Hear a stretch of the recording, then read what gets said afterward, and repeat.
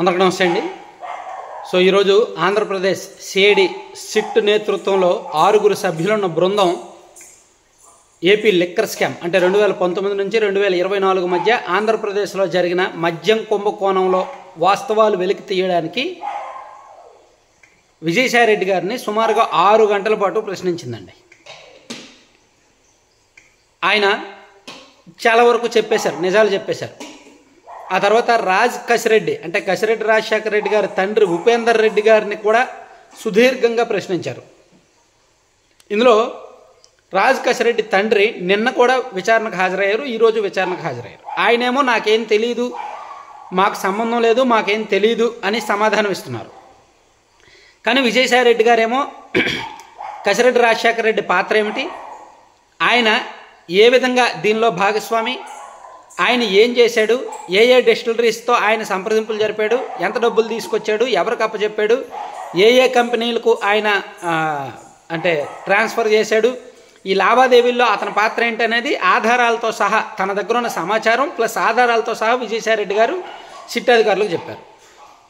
So ఇక్కడ విజయసాయిరెడ్డి గారు ఇచ్చిన ప్రతి సమాచారాన్ని కూడా ఉపేందర్ రెడ్డి గారి దగ్గరికి తీసుకెళ్ళి, ఇదిగో మాకు ఇన్ఫర్మేషన్ వచ్చింది, మీ అబ్బాయే కదంట ఇలా చేశారంట కదా, మీకు ఆ కంపెనీ అక్కడ ఉన్న కంపెనీకి మీ అబ్బాయి ఇంత ఇన్వెస్ట్మెంట్ తీసుకొచ్చాడంట కదా, మీరు అక్కడ పెట్టుబడి పెట్టారంట కదా, మీరు ఆ బిజినెస్ చేశారంట కదా, ఇదిగో మాకు సమాచారం అని చెప్పి అంటే విజయసాయిరెడ్డి గారు చెప్పిన సమాధానాలను కొంత పూర్తి సమాచారాన్ని ఉపేందర్ రెడ్డి గారి ద్వారా క్రాస్ క్వశ్చన్లు వేయించి ఆయన దగ్గర కొంత లాజికల్ మెథడ్లో కొన్ని క్రాస్ క్వశ్చన్లు వేసి సమాధానాలు రాబట్టారనమాట.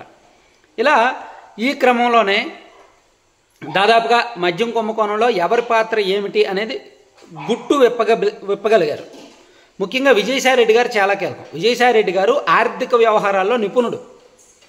ఆయనకు ఈ ఫైనాన్షియల్ ట్రాన్సాక్షన్స్లో అర్థమైన వ్యవహారాలన్నీ ఆయనకు తెలుసు.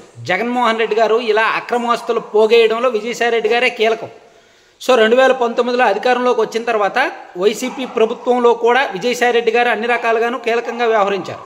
వైఎస్ఆర్ కాంగ్రెస్ పార్టీలో నెంబర్ 2గా, ఒక రీజనల్ ఇన్ఛార్జిగా, రాజ్యసభ సభ్యుడిగా, జగన్మోహన్ రెడ్డి గారికి సన్నిహితుడిగా చాలా లావాదేవీలు ఆయనకు తెలుసు. మామూలుగా ఇప్పుడు సజ్జల రామకృష్ణారెడ్డి గారికి కొన్ని వ్యవహారాలు తెలుస్తాయి, ఎందుకంటే ఆయన జర్నలిస్ట్ కాబట్టి ఆయన ఆర్థిక వ్యవహారాల్లో అంత నిపుణత్వం ఉండకపోవచ్చు. లేదా ఇంకో నెంబర్ 2 నాయకుడికి వైవి సుబ్బారెడ్డి గారికి కొన్ని వ్యవహారాలు తెలిసి ఉండొచ్చు. కానీ విజయసాయిరెడ్డి గారికి ఆర్థిక వ్యవహారాలు తెలుసు, ఎందుకంటే ఆయన ఆర్థిక వ్యవహారాల నిపుణుడు కాబట్టి. ఆయనకు సంబంధం లేకుండా నడిపినప్పటికీ ఆయనకైతే తెలుస్తాయన్నమాట. ఆయన ఊహించగలడు, లేదా అవసరమైతే సజెషన్స్ కూడా ఇవ్వగలడు. సో అట్లా విజయసాయిరెడ్డి గారికి దగ్గర ఉన్న సమాచారం అంతా ఆయన చెప్పేశాడు. దాన్ని పోలీసులు ధృవీకరించుకున్నారు. ఇక్కడ విజయసాయిరెడ్డి గారు ఏమీ ఇబ్బంది పెట్టలే, ఎందుకంటే ఆయన ఇప్పుడు వైసీపీలో లేడు. పైగా ఆయన గతంలో ప్రకటించాడు, మద్యం కుంభకోణంలో ఏ సమాచారం కావాలన్నా నన్ను అడగండి, నేను వచ్చి చెప్తాను అని. సో ఈరోజు ఆయన విచారణ నుంచి బయటకు వచ్చిన తర్వాత పోలీసులు అక్కడ మీడియా ప్రెస్ మీట్లో కూడా ఆయన ఏమన్నాడు, కసిరెడ్డి రాజశేఖర రెడ్డే మొత్తం చేశాడు, సో ఆయన చేశాడు అనడానికి అన్ని ఆధారాలు ఉన్నాయి, నా దగ్గర పూర్తి సమాచారం ఉంది, నేను పోలీసులకు అదే చెప్తాను, అదే చెప్పాను అని చెప్పి ఆయన విజయసాయిరెడ్డి గారు చాలా ఓపెన్గా చెప్పారు. సో ఇక్కడ దాదాపుగా ఒక 90% గుట్టు వీడినట్టే.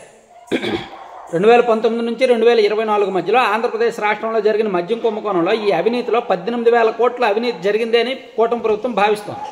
సో ఈ 18,000 కోట్లు ఏ విధంగా జరిగాయి, ఎవరి ఖాతాల్లోకి వెళ్ళాయి, ఎవరెవరు ఎంతెంత మేశారు, ఇప్పుడు ప్రస్తుతం అవన్నీ ఎక్కడున్నాయి, సో ఇంత జరగడానికి కారణం ఏమిటి, ఇదంతా కూడా లీగల్గా కోర్టుల్లో నిరూపించాలంటే, రేపు పొద్దున్న ఛార్జ్ షీట్లు వేయాలంటే, రేపు పొద్దున్న అరెస్టులు ఈ అవినీతిని నిరూపించాలంటే ఖచ్చితంగా ఆధారాలు చూపించాలి, సాక్ష్యాలు చూపించాలి.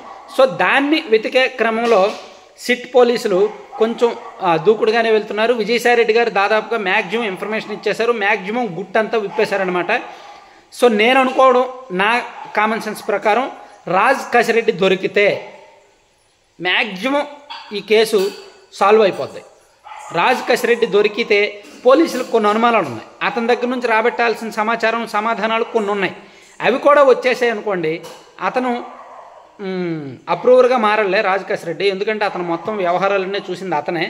సో మేబీ జగన్మోహన్ రెడ్డి గారి వరకు వెళ్తుంది ఈ విషయం, అయితే ఈ స్కామ్ అయితే జగన్మోహన్ రెడ్డి గారి వరకు వెళ్తుంది. కానీ అతని దగ్గరకు వెళ్ళాలంటే రాజ్ కసిరెడ్డి అండ్ పెద్దిరెడ్డి మిథున్ రెడ్డి గారు వీళ్ళిద్దరూ కూడా దొరకాలి. వీళ్ళిద్దరూ కూడా ఇచ్చే వాంగ్మూలం ఆధారంగానే జగన్ వరకు వెళ్ళగలరు. జగన్మోహన్ రెడ్డి గారు ముందున్న లేయర్లు ఇది. మనకు ఒక 6 స్టేజ్లు ఉందనుకుందాం విచారణ. 4 స్టేజ్లు అయిపోయింది. ఇప్పుడు 5వ స్టేజ్లో పెద్దిరెడ్డి మిథున్ రెడ్డి గారు అండ్ ఈ రాజకేశ్వర రెడ్డి గారు ఉన్నారు. వాళ్ళు దాటిన తర్వాత 6వ స్టేజ్లో జగన్మోహన్ రెడ్డి గారు ఫైనల్ స్టేజ్ అనమాట. సో అక్కడికి వెళ్ళాలంటే 5వ స్టేజ్ దాటాలి. సో దానికి కొన్ని అవాంతరాలు ఉన్నాయి. వాళ్ళిద్దరూ దొరకట్లేదు, విచారణకు సహకరించట్లేదు అనమాట. సో చూడాలి ఏం జరుగుద్ది అనేది. Thank you.